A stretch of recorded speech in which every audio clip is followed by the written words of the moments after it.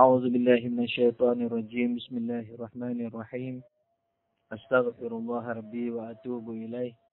والحمد لله رب العالمين. ثم الصلاة والسلام على أشرف الأنبياء والمرسلين حبيبنا وحبيب رب العالمين أبي القاسم محمد.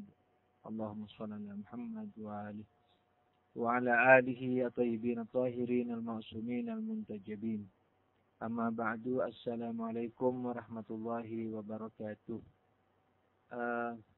Pada perjumpaan kita yang ke-18 ini, yaitu logika 18, kita akan memasuki pembagian ketiga, yakni pembagian kata yang ketiga, yaitu dilihat dari mutlaknya kata. Jadi bukan melihat dari hubungan kata dengan kata yang lain misalnya. Maksud dari pembagian atau dasar daripada pembagian di sini adalah melihat hubungan kata dengan maknanya. Kalau yang pembagian yang sudah-sudah, misalnya melihat kata dengan kata, apakah dia misalnya memiliki makna yang sama atau tidak misalnya. Atau satu kata memiliki berapa makna misalnya. Tapi yang sekarang ini adalah hubungan kata dan unsur-unsur katanya dengan makna dan unsur-unsur maknanya. Nah, dalam hal ini kata terbagi menjadi dua, yaitu kata tunggal dan kata majmu'. Maksud pembagian dalam hal ini adalah melihat apakah bagian atau unsur daripada kata menunjukkan kepada bagian atau unsur kepada maknanya. Jadi menunjuk apakah bagian kata menunjukkan bagian makna atau tidak. Kalau tidak menunjukkan, dia adalah kata tunggal. Kalau menunjukkan, dikatakan sebagai kata majmu'. Misalnya satu contoh, Hasan. Misalnya, atau ya Hasan lah nama misalnya. Atau rumah, boleh. Hasan, rumah, boleh. Hasan terdiri dari ha dan san. Suku kata ha dan suku kata san. Atau dari huruf-huruf ha, a, s, a, n. Rumah juga begitu. Rumah terdiri dari suku kata ru dan mah. Atau dari huruf-huruf R, U, M, A, H. Kita lihat apakah bagian dari huruf-huruf atau suku-suku kata daripada kata tersebut menunjukkan bagian daripada maknanya. Makna daripada Hasan adalah manusia, yakni orang yang punya dua kaki, umumnya dua tangan dan seterusnya, kepala, dada, perut, dan kaki misalnya. Dan lain-lain bagian yang lebih kecil lagi. Kita lihat apakah ha dan san atau ha, a, s, a, n menunjukkan kepada misalnya bagian maknanya seperti kepalanya, tangannya, tubuh, perutnya misalnya, atau tidak. Di sini jelas tidak. Begitu juga dengan rumah. Ru dan mah tidak menunjukkan bagian daripada rumah, makna rumah. Di mana rumah ada lantainya, ada temboknya, ada pintunya, ada gentengnya, ada atapnya, dan seterusnya. Ada jendelanya. Di sini rumah, ru dan mah tidak menunjukkan apa-apa dari bagian-bagian rumah tersebut. Atau ru, m, a, h tidak menunjukkan apapun dari bagian rumah tersebut, makna rumah tersebut. Oleh karena itu, Hasan dan rumah itu termasuk dari kata tunggal. Lain halnya kalau menunjukkan daripada bagian maknanya. Seperti misalnya rumah besar. Ali pandai, Hasan pandai. Hasan pelajar, Hasan seorang pelajar. Misalnya, yang biasa terbentuk dalam kalimat-kalimat atau kata-kata majmu', misalnya Kalau dalam kata majmu' itu menunjukkan bagian katanya, menunjukkan pada bagian maknanya, maka itu disebut majmu'. Majmu' dalam logika. Jadi seperti Ali pandai.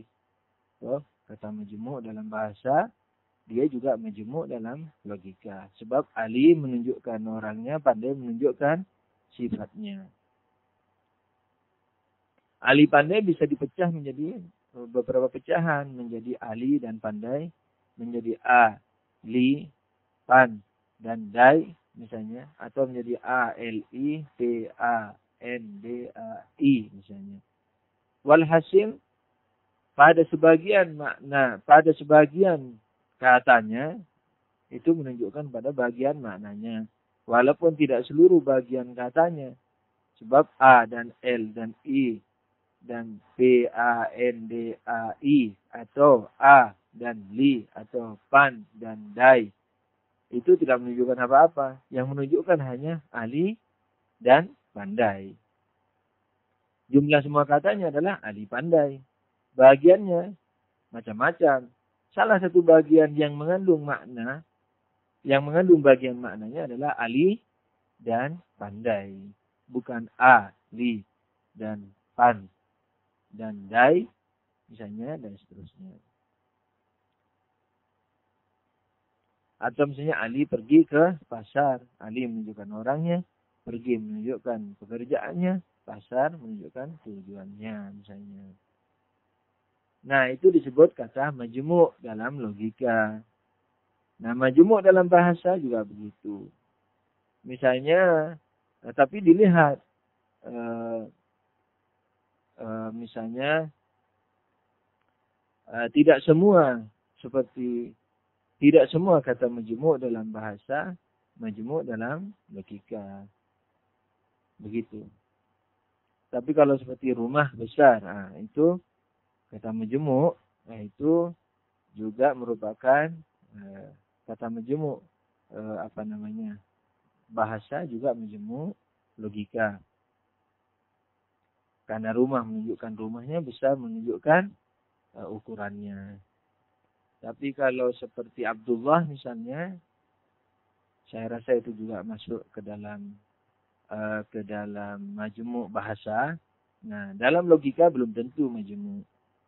Kenapa? Karena kalau Abdullah itu sebagai nama orang, Abdullah yakni hamba Tuhan.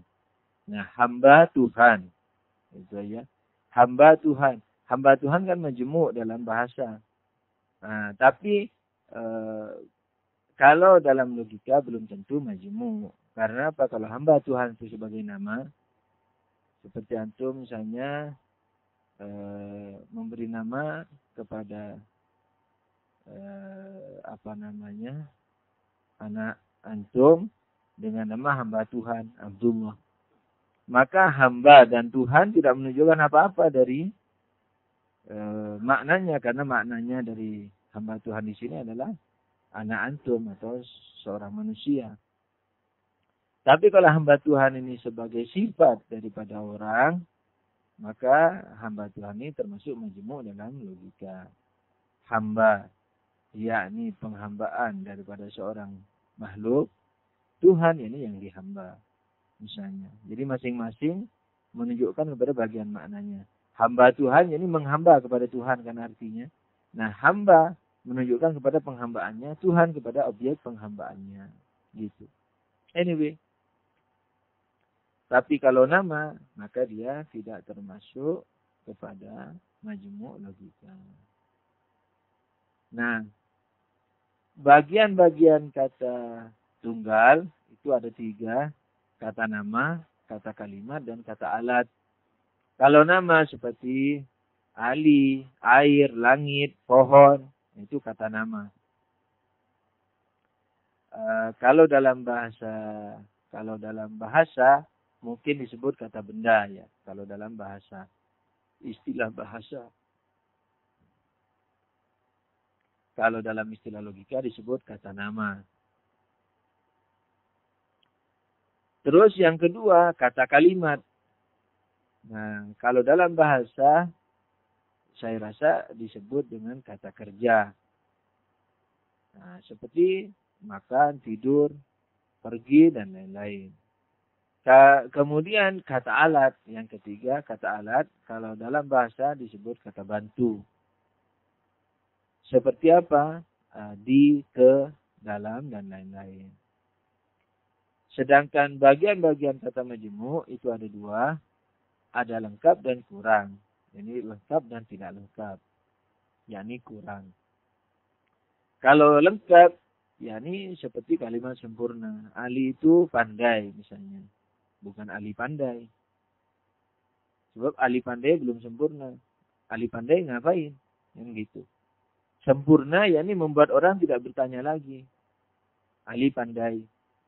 Nah, Ali pandai pergi ke pasar baru dibilang. Tapi kalau Ali itu pandai itu sudah sempurna. Jadi kalimat sempurna. Tapi kalau rangkapan, kata rangkap, rumah besar, Ali pandai, nah itu belum sempurna. Tapi sudah termasuk majmu' karena bagian. Katanya menunjukkan kepada bagian maknanya. Yang lengkap misalnya contohnya rumah itu suci dan lain-lain. Oke. Rumah itu suci. Kalau yang kedua yakni yang kurang, yakni yang tidak lengkap. Seperti misalnya Ali pandai tadi itu. Ali pandai rumah besar. Atau kalau Ali datang. Dan seterusnya. Sementara kata yang lengkap juga masih dibagi lagi. Kata majmu' lengkap itu masih dibagi dua. Yang satu proposisi, yang satu keinginan. Yang proposisi yakni pemberitaan. Yang bersifat berita itu disebut proposisi. Dalam istilah logika disebut dengan DHH. Yakni dihukum, hukuman, dan hubungan. Gitu. Yakni dihukum, yakni subjeknya, hukuman, yakni predikatnya, hubungan antara predikat dan hubungan antara subjek dan predikat itu disebut hubungan. Jadi dalam peristilahan logika disebut proposisi, juga disebut kalimat berita, juga disebut dengan apa? DHH, dihukum, hukuman, dan hubungan. Yakni subjek, predikat, dan hubungan subjek dan predikat. Pemberitaan ya. Sedangkan kata majmu' lengkap yang kedua, yakni yang bersifat keinginan, yang tidak untuk yang pertama, yakni yang proposisi itu biasa disebut juga dengan yang bisa disifati dengan salah dan benar. Kalau kalimat keinginan tidak bisa disifati dengan salah dan benar. Yakni hubungan bukan hukum. Yakni tidak ada yang dihukum, tidak ada hukuman. Hubungan ada, tapi yang dihukum tidak ada. Hukumannya juga nggak ada. Yakni yang diberitakan tidak ada, beritanya juga tidak ada. Gitu. Jadi dihukum yakni berita, dihukum yakni yang diberitakan, subjek, hukuman yakni predikat, yakni berita. Jadi dihukum dan hukuman bisa dikatakan subjek dan predikat, bisa juga dikatakan yang diberitakan dan beritanya gitu. Sedangkan yang tidak bisa disifati dengan salah dan benar itu yang disebut dengan apa? Kalimat keinginan.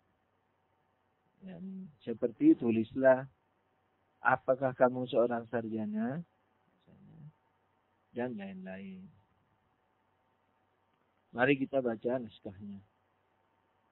Bismillahirrahmanirrahim. Pembagian ketiga dilihat dari mutlaknya kata. Maksud dari pembagian ini, keterangan, dilihat dari segi mutlaknya kata, adalah pembagian yang didasari atas perbandingan kata yang mutlak dalam keterangan, tidak dilihat dari satu atau banyak kata, dengan maknanya. Jadi kalau saya ringkas bacanya begini. Maksud dari pembagian ini adalah pembagian yang didasari atas perbandingan kata yang mutlak dengan maknanya. Masih naskah? Maksud pembagian tersebut adalah untuk mengetahui adakah bagian katanya menunjukkan atau menjadi pendalil terhadap bagian maknanya atau tidak. Dengan dasar demikian, kata dibagi menjadi dua, tunggal dan majmu'.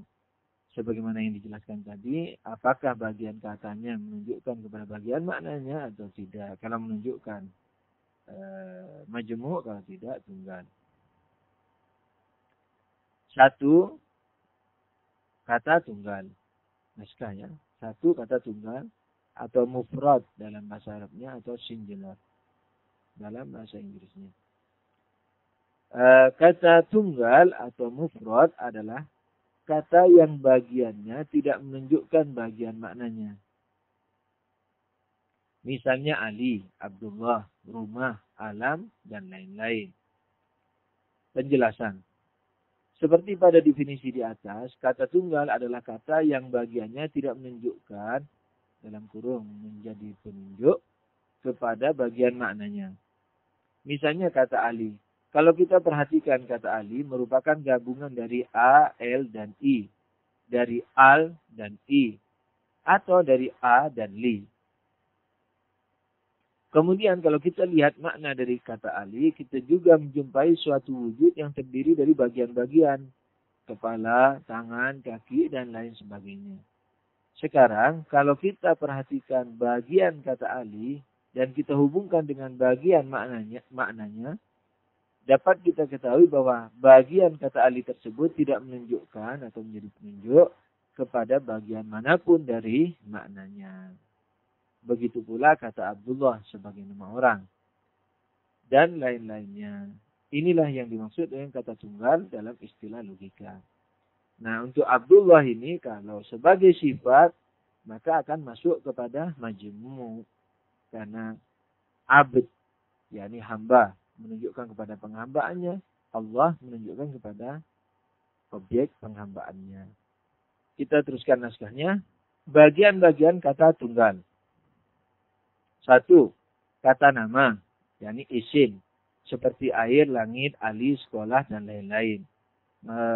Tambahan penjelasan dari saya, kalau dalam bahasa umumnya disebut kata benda. Kata benda walaupun lebih khusus ya. Jadi kata nama mungkin tidak masuk kata benda.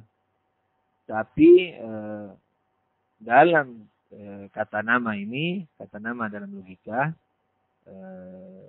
itu termasuk kata benda dan selain kata benda seperti Ali dan seterusnya. Jadi umumnya kata nama ini adalah kata benda begitu.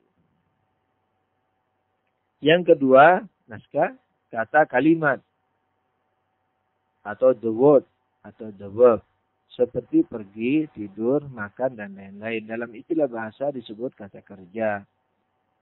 Jadi punya istilah sendiri. Kata logika dan istilah bahasa.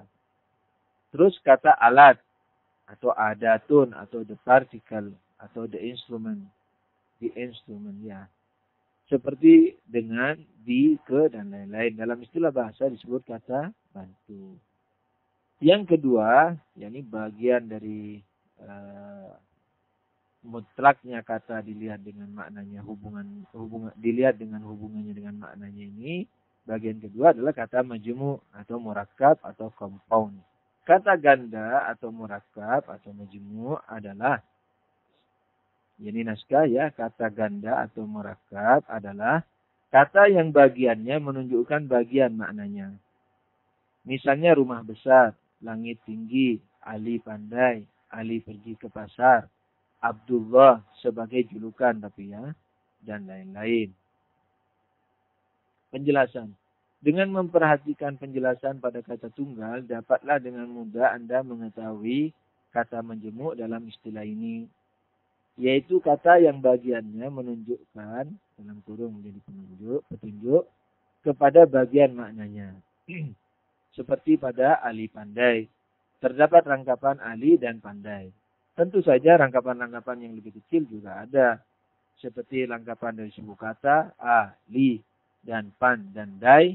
Atau rangkapan huruf-huruf. Tapi karena kedua-duanya itu tidak menunjukkan maknanya, maka kita lepaskan aja.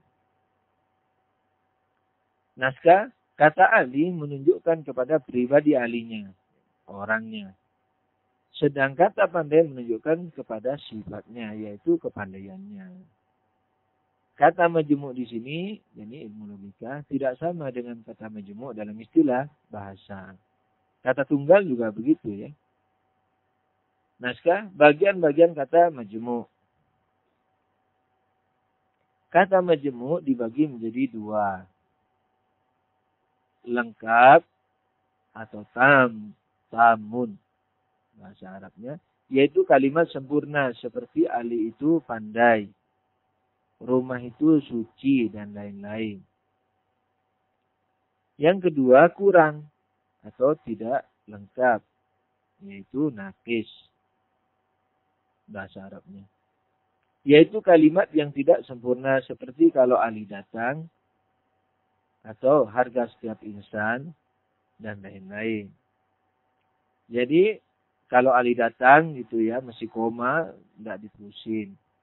Harga setiap insan, kan, masih koma, belum diterusin, belum ada beritanya, dan lain-lain. Nah, kata majemuk lengkap, ini kata majemuk lengkap, itu dibagi menjadi dua. Kata majemuk lengkap apa tadi?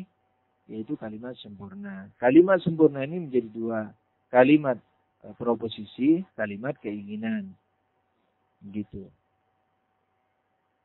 Proposisi juga bisa diartikan kalimat, tapi dalam istilah logika lebih spesifik proposisi, yakni khusus kepada yang bersifat berita. Memang secara bahasa ada kemungkinan juga proposisi ini memang sama dengan logika, tapi tidak. Walaupun kadang-kadang dipakai mungkin ya proposisi ini dalam artian kalimat. Tapi walhasil yang dimaksudkan dalam logika adalah apa? Kalimat yang ada pemberitaannya. Jadi yang bisa disifati dengan salah dan benar. Gitu. Nah ini nanti akan dirinci di logika bagian kedua. Yaitu argumentasi. Nanti di sana kita akan membahas seluk-beluk proposisi ini. Karena apa? Bahasan kedua logika adalah argumentasi, yakni memberi arahan kepada kita bagaimana menyusun dalil argumentasi, yakni menyusun misalnya premis-premis minor dan mayornya. Nah, di mana premis-premis itu pijakannya adalah harus mengerti tentang seluk-beluk proposisi. Begitu. Nah, dalam istilah logika biasanya disebut yang bisa disifati dengan salah dan benar. Gitu. Tapi kalau keinginan tidak bisa disifati salah dan benar. Misalnya, apakah kamu seorang sarjana? Aku ingin pergi ke pasar, misalnya. Apakah bisa disifati? Apakah kamu seorang sarjana? Atau saya ingin pergi ke pasar? Sebab, jangan lupa, pensifatan terhadap berita bahwa dia benar atau tidak, atau kalimat bahwa dia atau benar atau tidak, itu harus ada pijakannya. Pijakan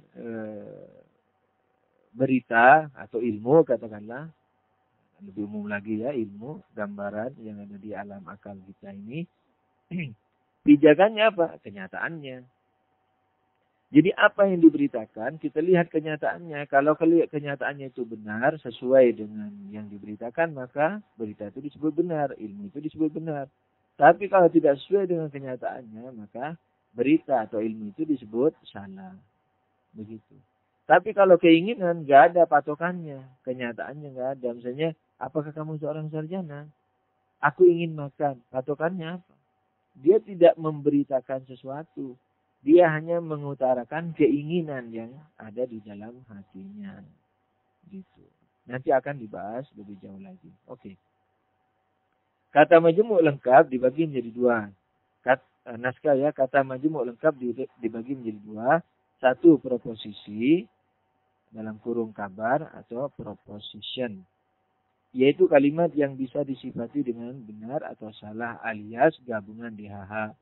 Dihukum, hukuman, dan hubungan. Yakni subjek, predikat, dan hubungan antara subjek dan predikat. Atau diberitakan, berita, dan hubungan pemberitaan. Naskah, lihat pembagian ilmu tasawuri dan tasdiki di depan. Ilmu kan dibagi menjadi diantaranya tasawuri dan tasdiki. Seperti Ali seorang alim. Ali seorang alim ini adalah kata majmuk lengkap dan proposisi gitu. Yani Ali subjeknya atau dihukum, seorang alim adalah predikatnya atau hukumannya gitu. Yang kedua, kalimat keinginan atau insya, yaitu kalimat yang tidak bisa disifati dengan benar atau salah, alias hubungan bukan hukum. Seperti tulislah, atau apakah kamu seorang sarjana, dan lain-lain. Perhatikan diagram pada halaman berikut ini. Kata terpecah menjadi dua, tunggal dan majmuk. Tunggal terpecah menjadi tiga, kata nama, kata kalimat, dan kata alat. Kemudian kata majmuk pecah menjadi dua, lengkap dan kurang. Kemudian lengkap pecah menjadi dua, proposisi dan kalimat keinginan. Sampai sekian dulu perjumpaan kita kali ini. Semoga Tuhan selalu memberikan taufik dan inayah kepada kita, serta ampunan, dan selalu memberikan semangat terhadap pencarian kebenaran dan pengamalannya juga. Begitu juga semangat mencari kebatilan dan semangat menjauhi kebatilan itu. Sebab kelaziman daripada menemukan kebenaran adalah menemukan juga kebatilan. Oleh karena itu semoga Tuhan selalu menunjukkan kepada kita kebenaran dan memberikan kekuatan untuk melaksanakannya, dan menunjukkan kepada kita kebatilan dan memberikan kekuatan kepada kita untuk meninggalkannya. Dengan kesucian Muhammad dan Ahlul Bait Muhammad sallallahu alaihi wasallam. Allahumma shalli ala Muhammadin wa alihi tahirin. Amin ya rabbal alamin. Wabillahi taufiq wal hidayah. Wassalamualaikum warahmatullahi wabarakatuh.